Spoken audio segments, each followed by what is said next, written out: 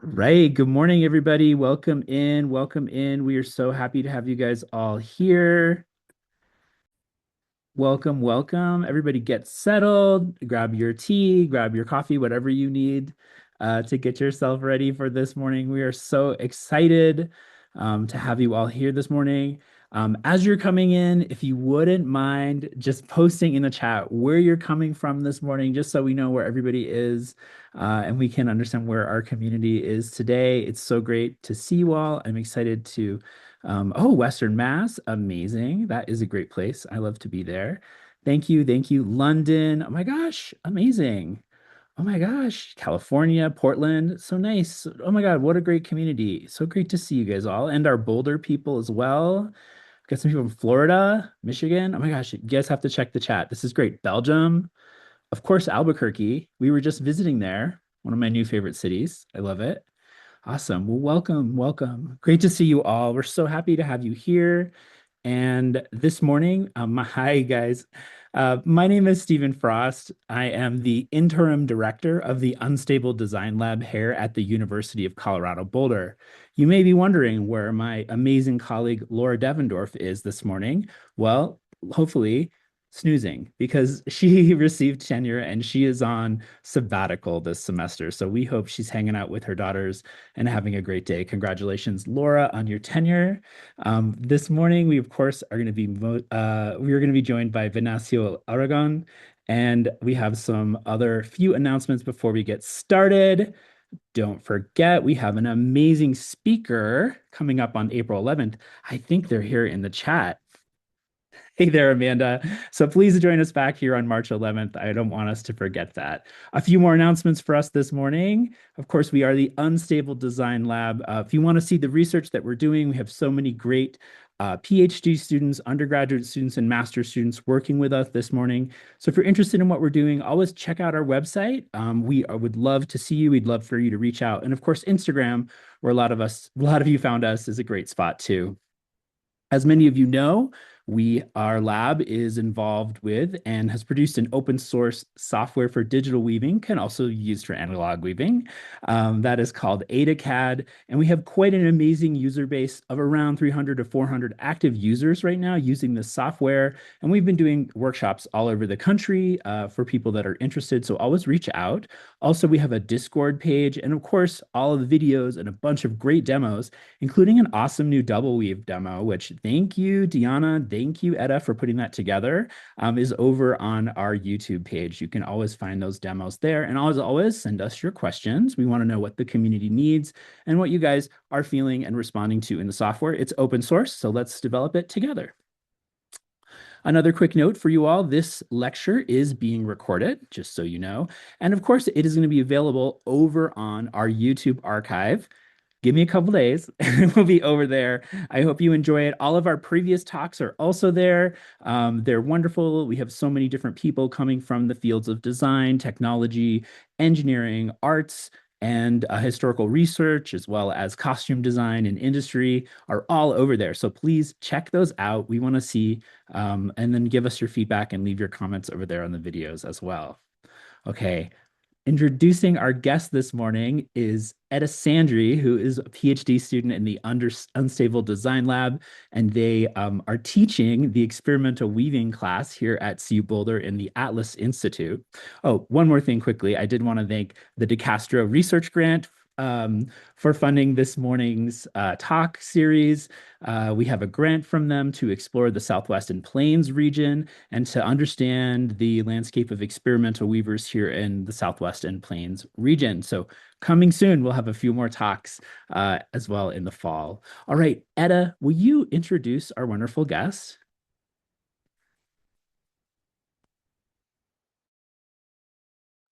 You're muted, Etta. Sorry, just really quickly.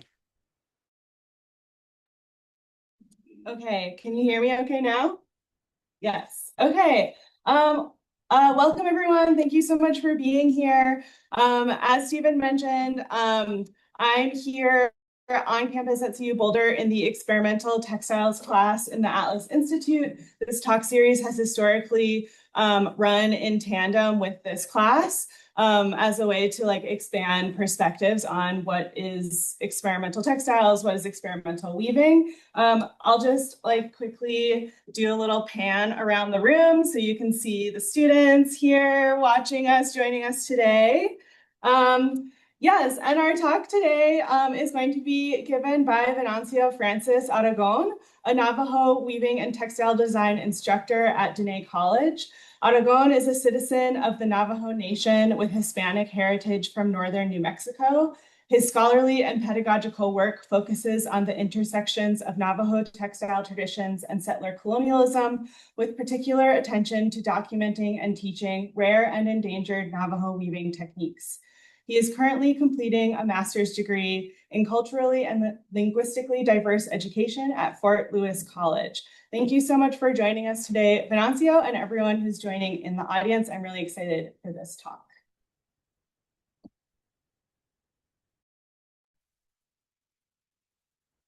So I take it from here, I guess. Okay, let me share my screen.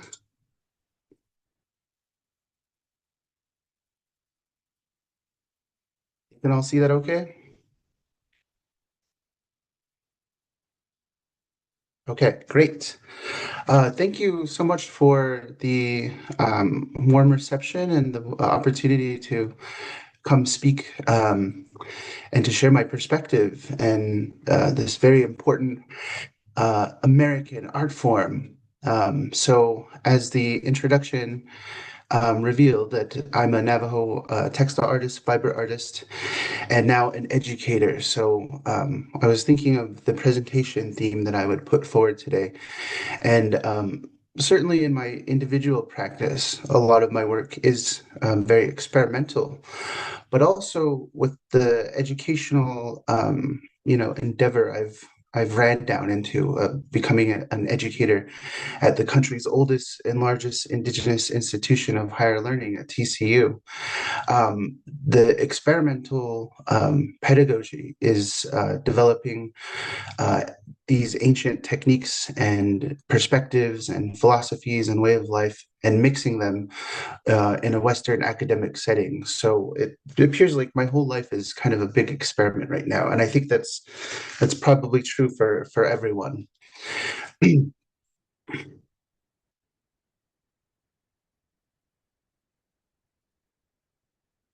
So I would like to talk about briefly about history because I think Navajo weaving must be understood through a lens of course, the contemporary makers of the art form, but also the historical formations that led to, the materiality and the material conditions that we live through today.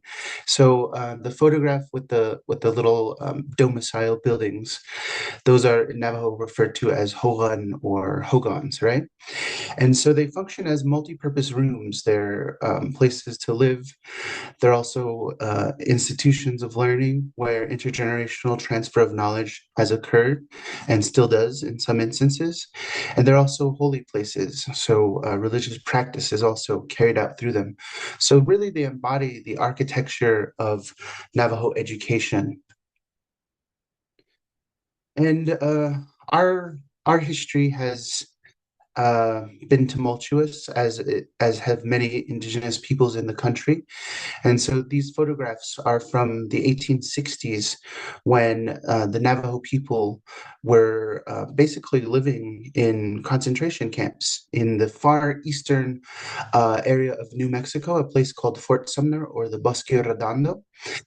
And it's a very important part of our history because of its lasting effects on our culture, our language, our religious practices, our economy, and of course, our textile traditions.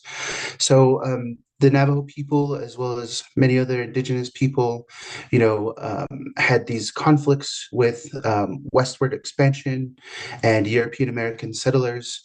And that led eventually to the United States government and the United States Cavalry launching campaigns referred to as the Scorched Earth Policy against my ancestors, where our food systems and food autonomy and sovereignty were attacked and destroyed. And so the cavalry entered Navajo territory and burned down, very old orchards and fields and slaughtered animals. And the people, a lot of them, were left without the ability to feed themselves. So they surrendered, some of them, and they were forcibly marched across the state of New Mexico. And today I teach at Diné College. The main campus is in Sahele, Arizona, basically at the beginning of Canyon de Chelly. And there are several of these military forts where people surrendered, still around today, but they're more of towns now. So places like Fort Wingate and areas near Gallup and so on. Those 4 years of internment at the Bosque Redondo were an absolute humanitarian disaster. It seemed as everything was working against my ancestors. And so the soils were bad, the water was bad, there was near constant attacks from Utes and Comanches, and the rations issued by the federal government to the Navajo people that were at the Bosque Redondo were very poor quality and often not enough. And so people realized that this was quite a mistake, and the Treaty of 1868 resulted. And that treaty allowed my ancestors to return to a portion of their Aboriginal homeland. And this is kind of a unique history. It's a little bit different than a lot of what other indigenous nations in the country had to face. We see that Navajo people were allowed to go back to Navajo land versus many, many of the tribes that got swept up in westward expansion and settler colonialism of the country and the continent. And many indigenous peoples weren't allowed to return to their original homeland. They got forced to places like Indian Territory in Oklahoma. And so the land base that their cultures evolved in, the resources that they were familiar with, the holy sites of their homeland were, they were moved away from them. And so Navajo history is a bit unique because of that. And you can see part of the treaties was to open up Navajo territory to Western commerce and Western educational systems. And so many of our youth at that time were sent away to boarding schools. And this is a picture of the Carlisle Indian Industrial School. Just the name of it is it's very terrible in memory. And many of these indigenous children did not make it home from these schools. Today, we have lots of archaeological and historical research being done at many of these Indian schools across the country and in Canada. And it's wild because we're finding that, there's usually unmarked graves, large amounts of them, of these students that didn't make it home. So this really was the beginning of the erosion of our traditional knowledges, the intergenerational transfer of knowledge that had taken place that sustained civilizations was broken and severely damaged in this time period. And leading up to the textile, how it relates to our textile arts, another part of the Treaty of 1868 was that trading posts, licensed and unlicensed, were now going to be operated in and around Navajo territory. And so the trading posts became these dominant hubs of commerce and economy and exchange on the newly formed Navajo reservation. And so we had trading posts set up in various communities. And if you're familiar with Navajo weaving, you've probably heard the names of communities through the designs of their weavings. And this is in textile scholarship is regarded as the rise of regional typology, a classification system of our Navajo weaving. So if you've heard things like Two Gray Hills, Wide Runes, Ganado Red, Crystal, Tees, those are names of Navajo communities where trading posts set up shop, and they had a big influence in the trajectory and the aesthetics of what Navajos were weaving. And you'll notice on the sign, both pictures, it says Navajo rugs.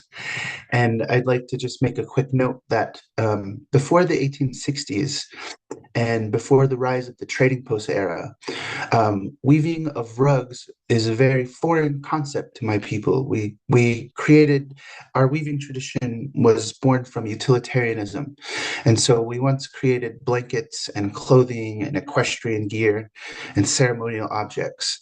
And this idea of our precious tapestries being thrown about on the dirt floor of a hogan and trampled is a very Western concept. But during this time of the trading posts, those trading post operators were transitioning the utility of Navajo textiles from those precious blankets and clothing, traditional gear, and they were marketing our weavings as rugs so that they could be sold off reservation to markets in California and the East Coast and beyond. And so the trading post dominated the Navajo economy for many decades after the 1870s, and some trading post owners had very a lot of power in terms of the aesthetic choices of weavers. And so some trading posts were introducing designs and imagery, iconography from other cultures and asking the weavers to replicate them. And so this is where we see bordered textiles. They were made to mimic or look like Persian weavings or Middle Eastern weavings or weavings from the Far East. And some traders had a big influence in design and color aesthetics. And so Ganado Reds, that design of Navajo weaving, utilizes this beautiful crimson red that was derived from synthetic dye. And Lorenzo Hubble, the trader at the Hubble Trading Post, that was his personal taste. So even today, a lot of weavers that live in that locality, they still weave those designs because that was the aesthetic preferred to by the trading post. So that brings us to my part in the story, I suppose. And my mother in this photograph is my first teacher of weaving on the loom to me. And it's kind of wild because, we think of these big generations of families of artists and fiber artists and textile weavers.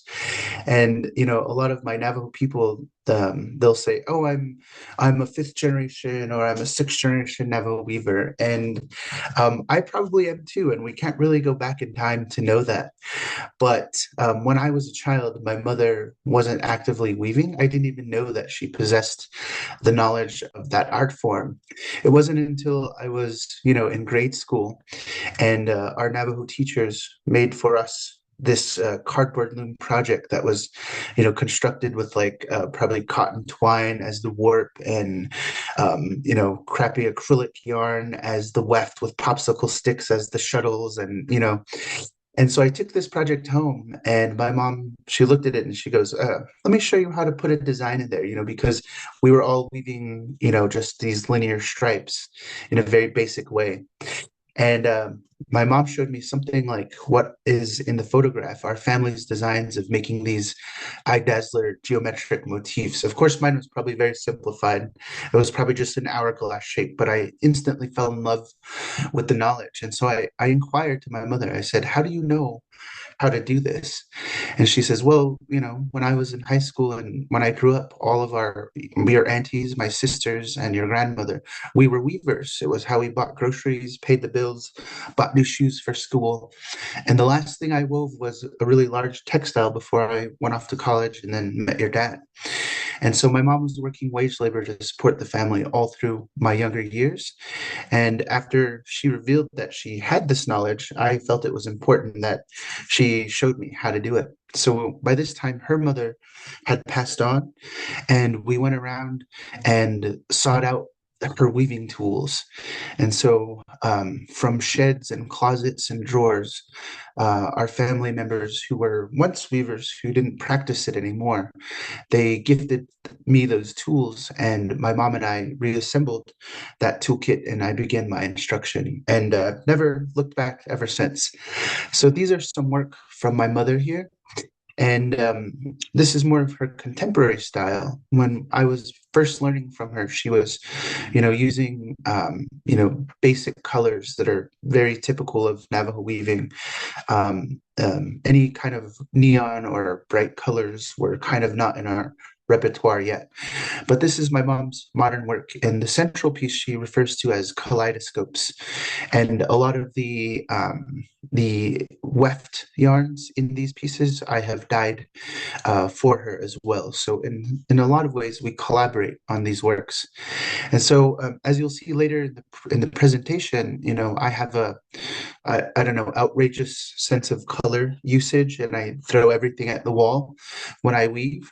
So a lot of times people ask me, they're like, "Where did you, learn your colors?" And so I'll talk about it later, but it's like years of experimentation with recovering natural dye processes and using, any available materials I could find. But my mom always jumps in and she says, when we were young, your grandmother was very thrifty. She was very resourceful because they were farmers. They didn't have a lot of economic security. So my grandmother would go to like church rummage sales, to yard sales, and thrift stores, charity shops, and they would look for sweaters, and they would purchase them for very cheap. And my mom recalls they would look on those sweaters and they would carefully try to find a seam, and then they would unravel those sweaters to use that material in their yarn. And I said, today, we think of it as upcycling, as slow fashion, as sustainable, fiber arts. But my mom says that's all trendy and novel terms. Back then, we called it just being poor and making do with what you had. So my mom says a lot of our weavings had like odd colors in them in her youth because they were upcycled yarns from sweaters and so on. And of course, wanting to learn more about the art of weaving, I asked my mother if she remembered any natural dye recipes or methodologies. And so my mom had a very sort of rudimentary recollection of what her mother would used to do. And so we began by, harvesting local plants and boiling them in water and throwing yarn in the dye pot. And of course, this is before we, learned more about chemical additives, mordanting, modifiers, pH levels, and so on. And so this became a large project of rediscovery, of reviving, and experimentation. And so I think what we see in these photographs is the product of um, some of the lasting effects of industrialization, not only to my people, but to everyone. And so in the 1860s, when William Henry Perkins accidentally stumbles upon Mauvine, the first synthetic dye, as he was questing out to create a synthetic compound of quinine, those dyes began to be produced in heavy numbers, and they've reached the American Southwest. And so once the Santa Fe Railroad arrives, bringing new people, ideas, and materials from out east to Navajo lands, we start to see that our ancient indigenous ecological knowledge, our geologic knowledge of resources and chemistry began to erode away. And so today, many of the Navajo weaving community members don't really practice exclusively the process of natural dyeing. They rely heavily on machine spun yarns and synthetically dyed machine spun yarns. And so this is a part of the repertoire of Navajo weaving, the art form itself, that I endeavored to sort of revive within my family. Of course, some natural dyes are beautiful. They give you a great range. There's a great many things you can expand upon. And I wanted to break away from natural dyes at one point, and I began using synthetics. And I think part of this is from my undergraduate life living in Albuquerque, going to UNM, studying under Patty Sabinak at the taking textile arts courses at UNM. It got me really interested back in dyeing, and I would go out and do like local foraging on campus and around the campus area. So I would find prickly pear cactus fruits and ferment them, or if I was lucky, there might be sagebrush or tree bark or whatever it was, right? And then going to the grocery store, you would have onion skins and turmeric, and I'd always look at the RIT dyes, but I couldn't afford them because I was a poor undergraduate student. So the next logical thing one does is go and buy a bunch of packets of Kool-Aid. And so a lot of my work featured, and still does today, I love it, features Kool-Aid as a dye and lots of synthetic dyes and found materials. So I oftentimes refer to myself as a collector of colors. So eventually, as I was weaving and experimenting with the dye pot, I had amassed this great palette of yarns, and I needed to find a way to order them, to make sense of them. And so I looked at the natural world, and the rainbow appeared, with all of these brilliant colors in this certain sequence. And for indigenous peoples who culture has evolved in arid regions, uh, the need for water, the precious nature of water is very poignant. And for Navajo people, anything dealing with water or meteorological phenomena is quite sacred and integrated within our oral histories and our cultural symbolism and so on. So I was drawn to the rainbow for a lot of reasons. And I began slowly weaving pieces in these rainbow sequences. And as I was adding more and more colors, just, getting wild with it, I would order those colors within the rainbow. So that led to the development of a style that is now referred to as the expanded rainbow aesthetic. And I think it was 2 years ago, in Telluride, Colorado, my mother and I were invited to host our first collaborative exhibition, and that was titled The Expanded Rainbow, El Arco Iris Ampliado. And that was at the AHA School for the Arts, where I taught several natural dye workshops. And the photo with the cross-shaped weavings you see, that was this past year at the Center for Southwest Studies in Durango, Colorado, at Fort Lewis College. And that was my first exhibition that I curated. And that was titled From the Fringes, Diné Textiles That Disrupt. So these are some of my earlier work, and water has always been a big influence to me. And my mother's clan, who is my clan in our Navajo clanways, kinship system and lineage system, we're Twahitlini people, and so we're people that came from the area of where we still live now in Farmington. And so people always say Farmington's a border town, and Navajo's just to move there to take advantage of the economy. But my clan has been here before it was a border town, and our clan is all about water. So I think that's another influence of my life. And so the larger piece is titled The Movement of Water, and the more square piece is titled Prism of Emotions. And so these are sort of early expanded rainbow aesthetic designs because they don't quite have the amount and the variability of colors that I achieved later in my work. So these were sort of my breakout pieces. They won awards at both the Santa Fe Indian Market, I think Best of Show and Textiles at the Indian Market, and one of them was purchased by the Heard Museum and is now part of their permanent collection and became, the face of the Color Riot exhibition, how color changed Navajo weaving. So these are sort of important pieces in my artist lineage. So on a note of techniques, this is a tufted weaving, semi-tufted weaving, which is an ancient technique that people once practiced from utilitarianism. Goat or sheep locks were once inserted into the weft as you're weaving to create a shaggy carpet pseudo felt effect. And so my mother never made these, but she recalled her mom making them. So from those stories, I was able to reconstruct the technique and bring it back into my family. And I played around with it, and usually they were just one color or stripes of color, but I dyed a lot of the locks and used it in a different way. So this piece is titled Acid Rain, and it's, again, in reference to water, but it's also in reference to those beautiful acid dyes that I used to achieve those great colors.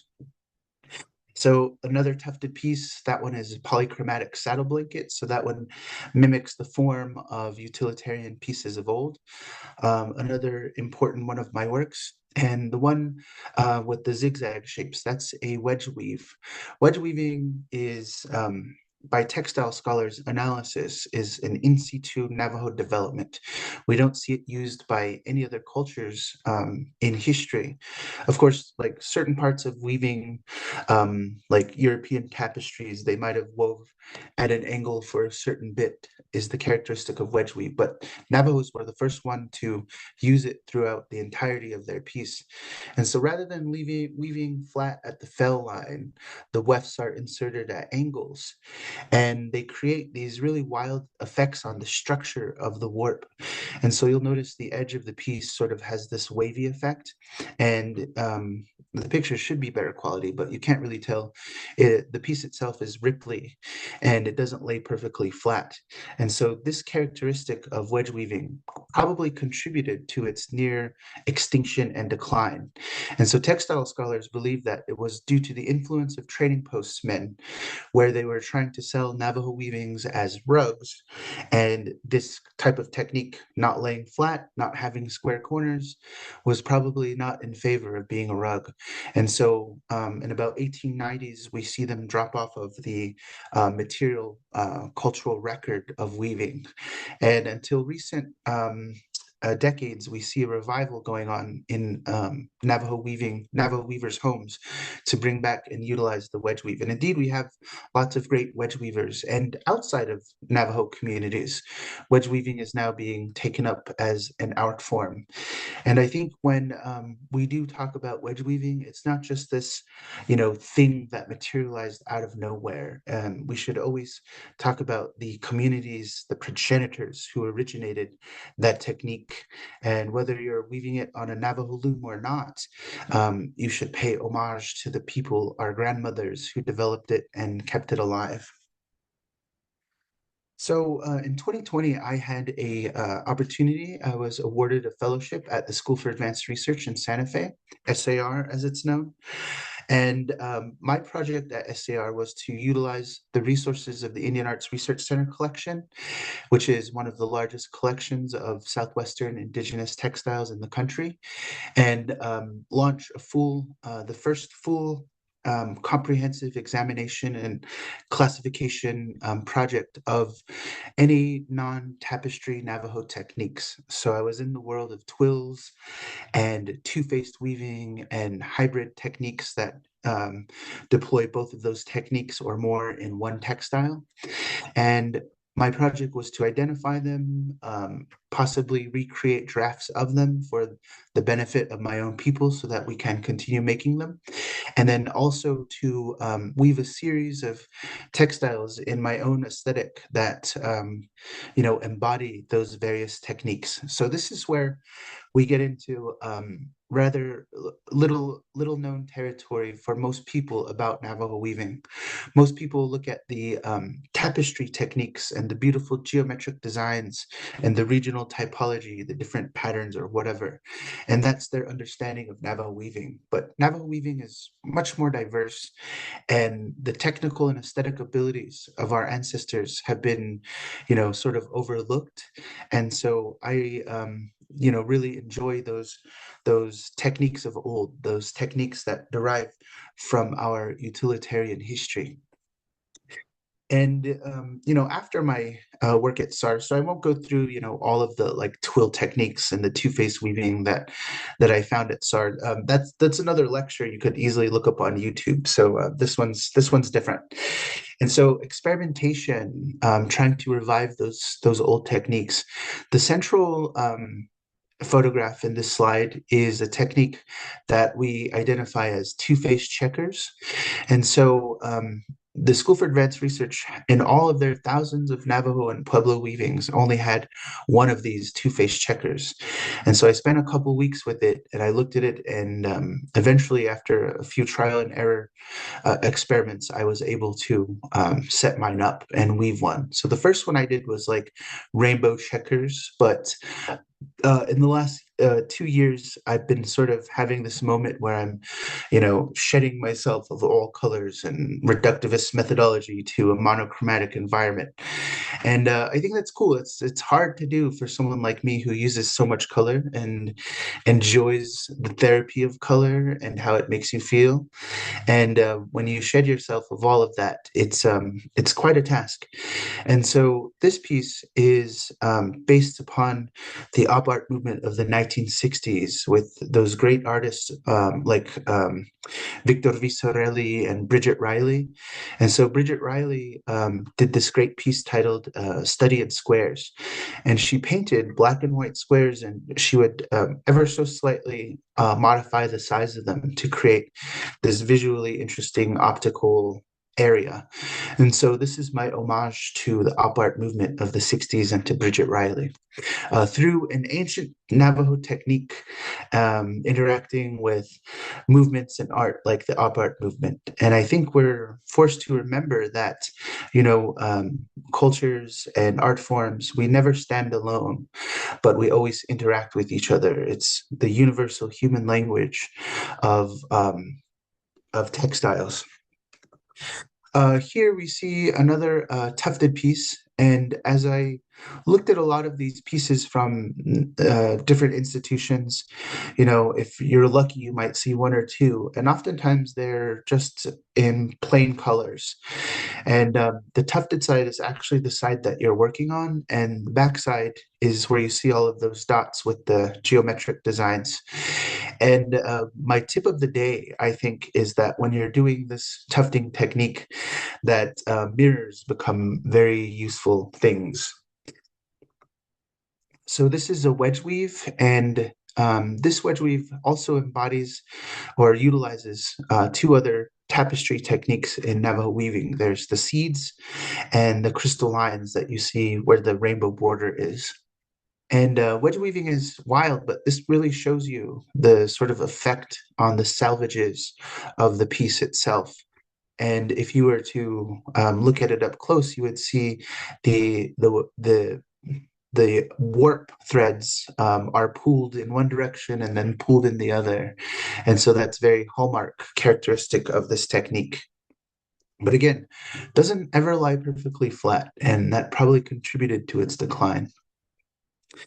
So these are some examples of the various twills, and there are so many that it's beyond the scope of this project. So these are just some quick examples. So the central piece is a broken diamond twill. In Navajo, we also call it a horn-toed twill. And twill weavings were usually done in this fashion in 2 or 3 colors so that you could really see the texture of the technique, the lines of the technique. And so we rarely see twills deviating from these 3 colors of red, black, and white, or gray, black, and white, or gray, black, and brown. And I wanted to take the twills in my own direction, of course, utilizing the expanded rainbow aesthetic and executing these various twill elements. So that's something that I think I've become well known for as the person who, in the Navajo weaving repertoire, created the genre that we call the rainbow twills. And so we're supposed to be very humble people, but I find that to be perhaps one of my greatest attributions to the repertoire of Navajo weaving is creating these rainbow twill pieces. And so you have a 2-unit small diamond twill both on the sides, and that's the variability of how you throw the sheds is to get those different designs. These are saddle cinches that were from equestrian tack. They would be the thing that, wraps around the belly of the horse so that your saddle doesn't fly off and you get thrown into the sagebrush or whatever. And so these pieces of equestrian gear are woven in several different types of twill. The purple one is a reversing twill. I can recall being in New Jersey at the Montclair Art Museum giving a tour of the Chloride exhibit. There was a group of a Weavers Guild from New York that were there, and there was a piece that had this reversing twill. And mistakenly, I said herringbone, and the Weavers Guild from New York absolutely set out to correct me, and I was harangued for the wrong use of terminology. And uh, I didn't have Peter Collingwood's, structures of weaving book, techniques of weaving book, and it's something that we see regionally because a lot of the trading post people who were, classifying twills, they were not textile artists themselves or weavers for that matter. And so, like, the reversing twill is oftentimes around here in the Southwest in trading post culture referred to as herringbone. And the 2-unit small diamond twill in red that you see there, that's often called bird's eye. And the yellow twill is a diamond twill, but with a delayed heddle technique to create the vertical bars. And the last piece is just the classic and pure diamond twill. So, we need to communicate with each other. Navajo weaving doesn't have standardized conventions. And I think that's maybe a good thing. But speaking of that, when I was looking at all of the previous speakers, and you guys always mentioned the AdaCAD drafting software and all of this, I'm like, how fortunate, because Navajo weaving, Navajo culture is an oral culture, a non-literate society. We do have an orthography, and we do teach our writing system to our children today. But all of these techniques presented before you, they were never recorded by our ancestors. They were stored in the endless vault of the human mind, and they were passed on orally through remembrance and through close familial collaborations.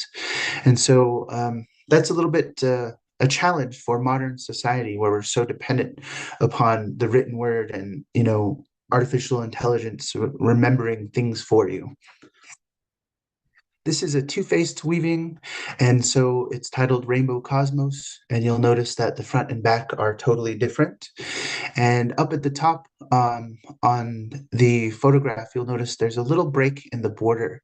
So Navajo weavings didn't have borders until the imposition of the trading posts and the importation of new aesthetics, new culture, borrowing from other cultures, textile design. And so it was not part of our tradition to have bordered weavings. And it is from our ancient culture, like on ceramics and basketry, that you would never weave something with a border and close it off. And in old basketry, there was always a break in a bordered piece. And in ceramics, on the rim of a pot, there would be a symbolic break in that line as well. And so that comes from Navajo philosophy. It's a way of, not locking our thinking processes, because the loom is where your thoughts manifest in physical form on the warp and weft. And you don't want to lock your creativity and your thoughts of that time into that single piece. So you break the border and allow those thoughts to escape and your creation to expand. And I mean, mistakenly, like, Western ethnographers and textile scholars have named it the spirit line.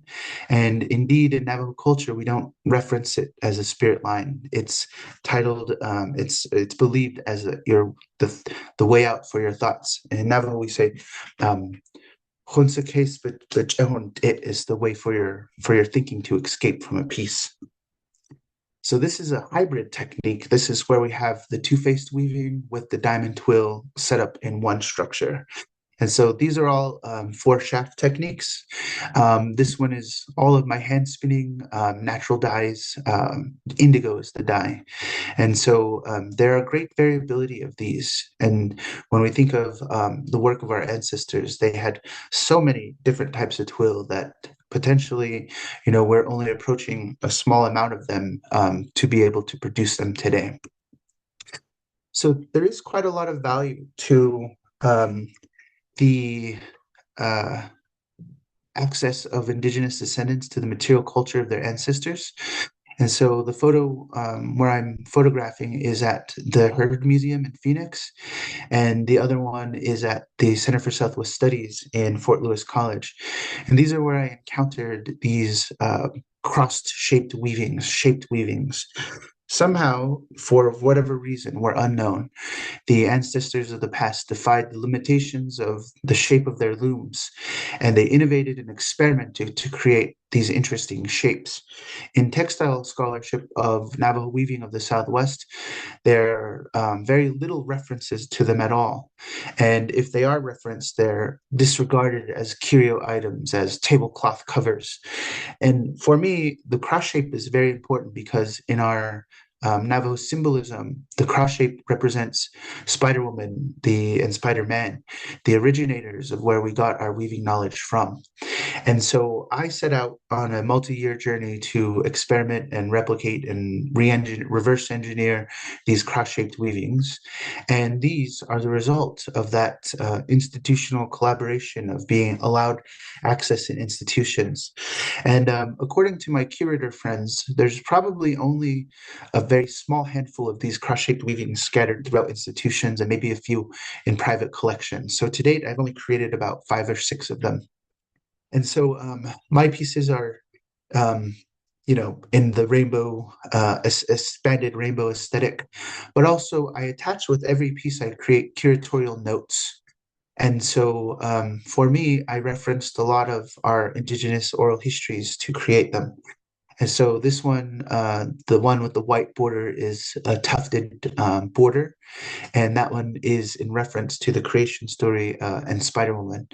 And the other piece in progress, it was in reference to the multiple genders that traditional Navajo culture upheld, the 4 genders of Navajo history. I think, equally so, we can create beautiful things for the purpose of making beautiful things. But at some point in every artist's life, we wonder if there's some other important calling. And for myself, it happened within the last few years where witnessing and being aware of global events and things like this, events transpiring in our own country, in our own communities, I set out to weave the series of pieces titled Flags on Fire. And so this is one of them. You'll notice there's a Palestinian flag and an Israeli flag. The ancient tufting technique in this case is used to mimic flames because those flags are burning. So the question was raised is what is the symbolism of burning flags? And that changes, of course, for who's doing it and for whose flag is on fire. And so in this piece, you'll notice that the Israeli flag and the Palestinian flag are created from the same cloth and are burning simultaneously. You'll also notice that there's 3 languages, Salam, Shalom, River, and Sea. And so Salam, Shalom is Hebrew and Arabic for peace, and River and Sea is in reference to the geographic region of this conflict, the Jordan River and the Golan Heights. And a ballistic missile flies across the textile as well as the presence of broken arrows, which in some Native American communities references the end of war and the proliferation of peace. Another from the series of flags on fire is this pride flag that is burning, and the text on it reads, "Fascism loves hate." After I finished this piece, my mother looked at it and she says, "Oh, I love how you wrote fascism loves hate, and you put the flames on the front side in this heart shape," which was totally not my intention. But experiments, as you all know, oftentimes yield us interesting and variable results. This is not from the flags on fire, but it is a flag. It's a trans right flag, and it's the word, you can read it. It's fight fascism, defend equality. So, we have to be always very cautious with, sometimes not, depends on our jobs and our communities, but we have to eventually, in my work, just say things as plainly as we can, and perhaps that will be received by people or understood by people. So the photo of me at my loom is, to remind myself that our looms are these sites of history and culture and materiality, but equally so, they can also be activist sites. taking a stand against certain issues and fighting for what you believe to be right and just for humanity. Here's another one of my pieces. It's the pride flag is titled Woke Pride Flag, because it has all those interesting colors in the middle that we've expanded upon. And the one next to it is a hybrid piece with wedge weaving and rainbows. And so I guess I'm running. Stephen, am I running a little late on the time period? You've got, actually said one more thing. We've got to jump into question and answer any minute now, but I'm enjoying this, so I'm just gonna Okay. indulge. Okay, cool. Well, I'll run through it very quickly. So these are some of my other work, and I had a whole spiel about it, but I'll move on quickly. So all of that research and my life experience that I've done has led me to teaching at the country's oldest and largest indigenous institution at Diné College. And I'm the textile art, Navajo weaving and textile design instructor. And so the research that I was able to execute and learn about has been returned to my people. And so this photos is when we took a field trip to Fort Lewis College, and we were able to access the institutions where the material culture of our ancestors is curated, and we got to learn about those curation methodologies. And it is of great pleasure to access those things because many of our indigenous descendants today don't have access to a lot of material culture of the past.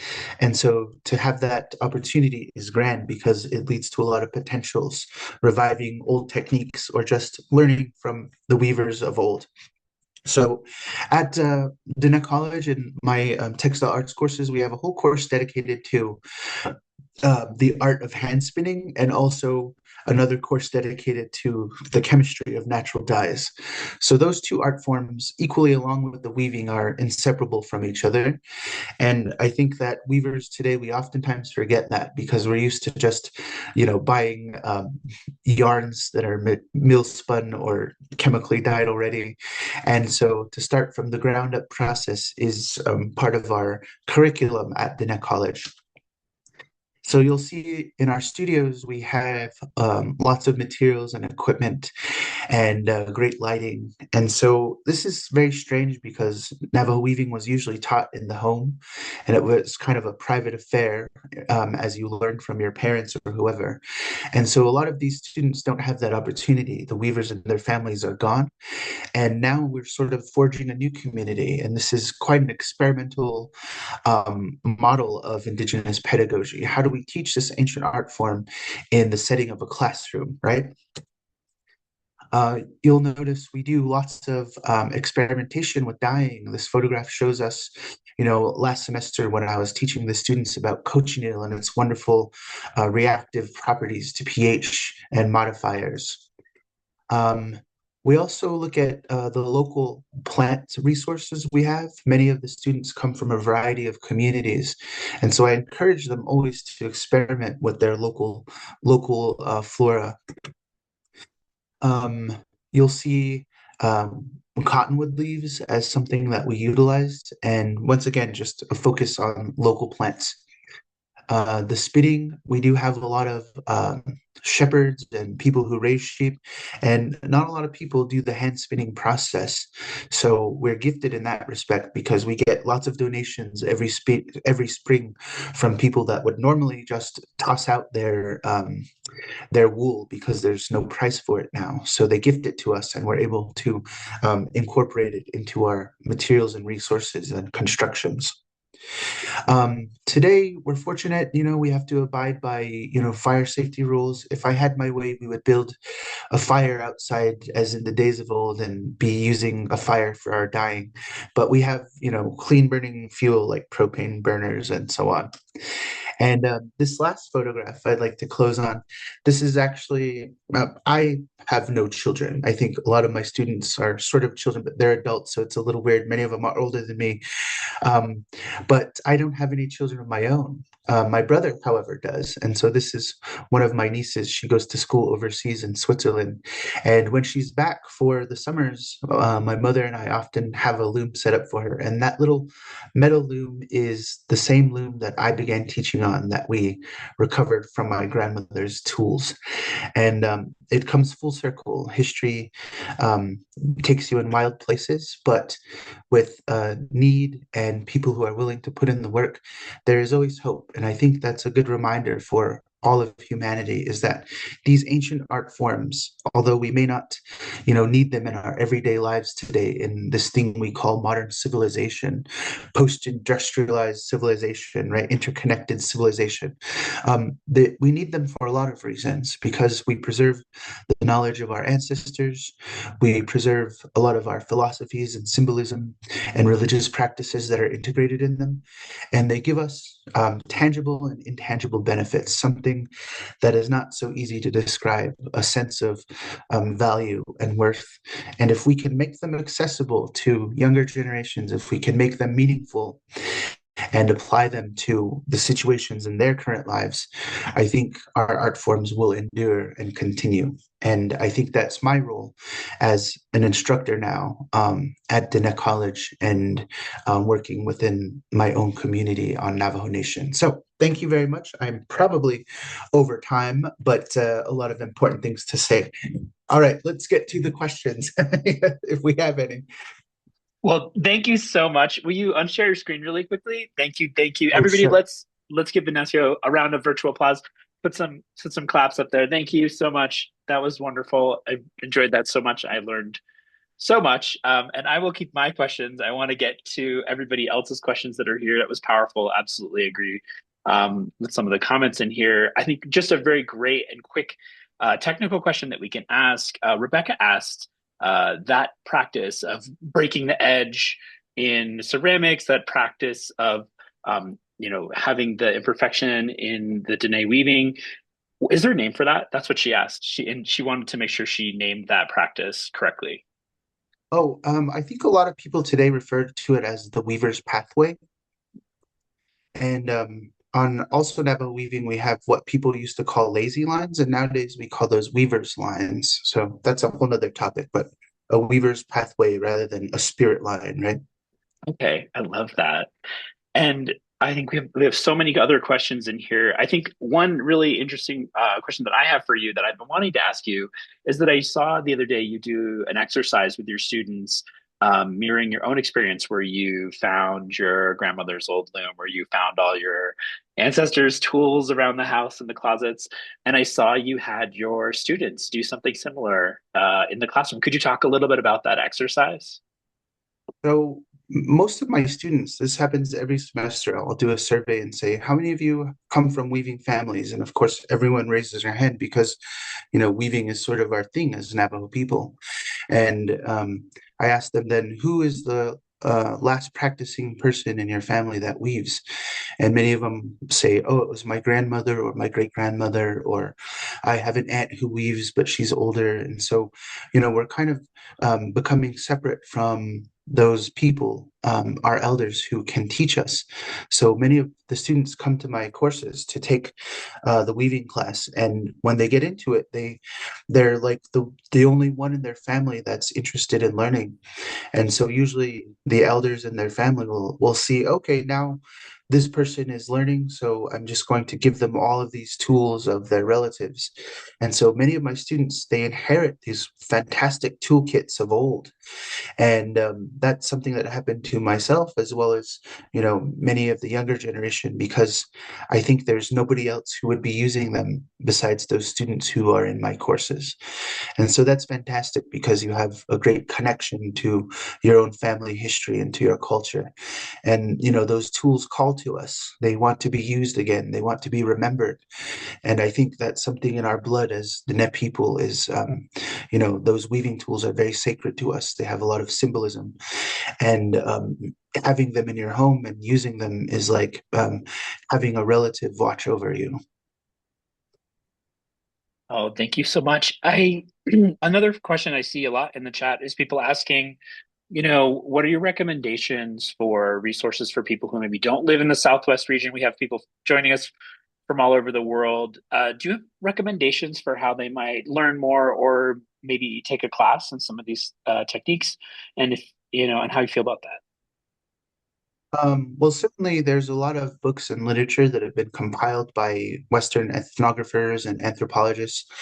There are some how-to books out there, and I think recently some of our own Navajo people started to write books on how you can, weave a Navajo style weaving, right?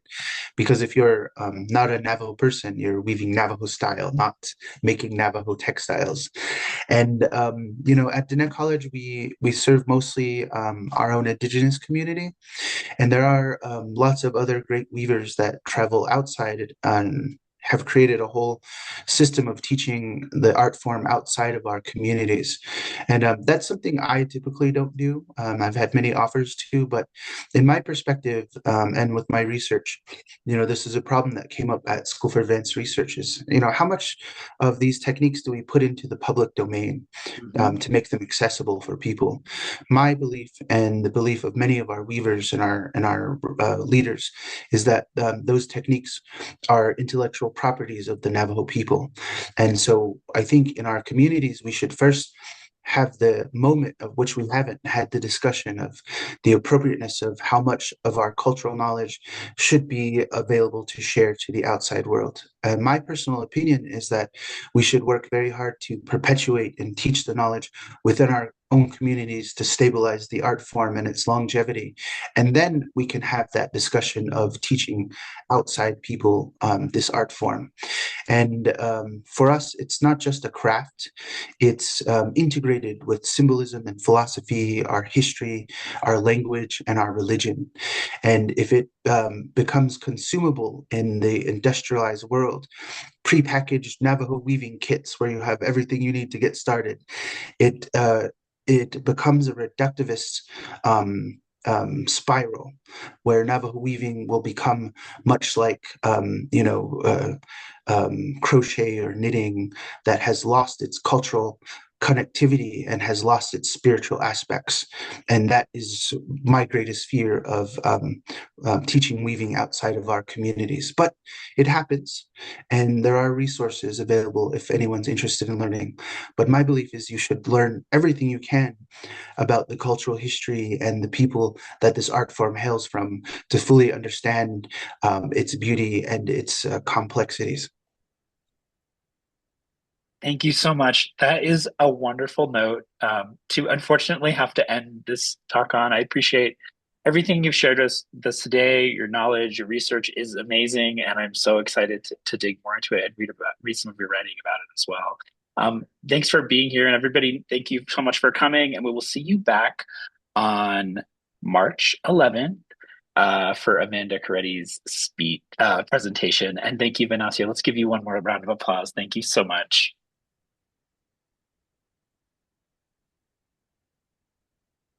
Bye, everyone. Have a great day. Thank you. Thank you so much for your time. Have a great day. Bye, everybody. Thanks for being here. Wonderful. Thank